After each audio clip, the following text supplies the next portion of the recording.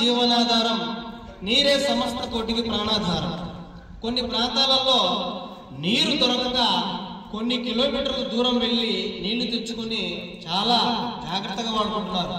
మనకు ఆ వనరులు ఉన్నాయి కాబట్టి దాని విలువ అనేది మనకు అర్థం కాదు. కాబట్టి పర్యావరణాన్ని కాపాడుకోవాలి. స్వచ్ఛ భారత్ మిషన్ అంటే స్వచ్ఛత అనేది మీ నుంచే స్టార్ట్ చేయాలి. వ్యక్తిగత పరిశుభ్రత, పరిసరాల పరిశుభ్రత, పర్యావరణాన్ని కాపాడుకోవాలి, నీటిని కూడా పొదుపుగా చేసుకోవాలంటూ నీరు లేక మీరు లేరయ్యా, మన ఊరకుంటే కరువు పోదయ్యా, జన ముందు చూపు తోడ దారి చూసుకోక మార్పు రాదు, చుక్క నీటికేన దిక్కులింక చూచు బాధ మనకు రాదు. మీరు లేక మీరు లేరయ్యా, మన ఊరకుంటే కరువు పోదయ్యా, జన ముందు చూపు తోడ దారి చూసుకోక మార్పు రాదు, చుక్క నీటికేన దిక్కులింక చూచు బాధ మనకు రాదు. రాష్ట్రంలో 80% నీరంత సాగర పాతం, మనకింత నీరెగ నిలుచును బోరెగ బారు ఆలోచించుమా.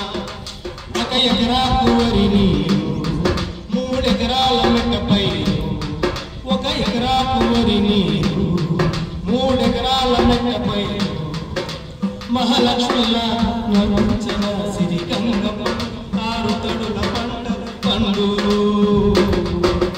మీరు లేక మీరు లేరయ్యా, మన ఊరకుంటే కరువు పోదయ్యా, జన ముందు చూపు తోడ దారి చూసుకోక మార్పు రాదు, చుక్క నీటికే నదులింక చూచు బాధ మనకు రాదు.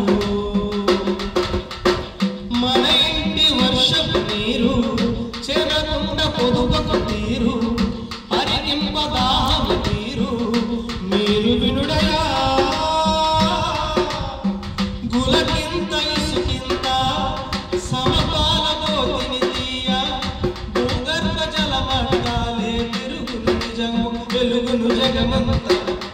అరే అటనొక్క చెరుగుందా చెంత చెగుడాము ఒక చెంత, అరే అటనొక్క చెరుగుందా జలాలురగా గలగల పార, మన ప్రగతి కొరకు మృగి నవ్య జయంత.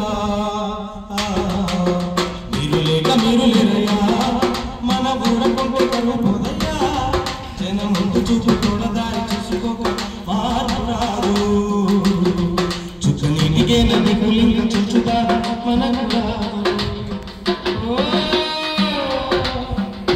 ఏం పడలేదు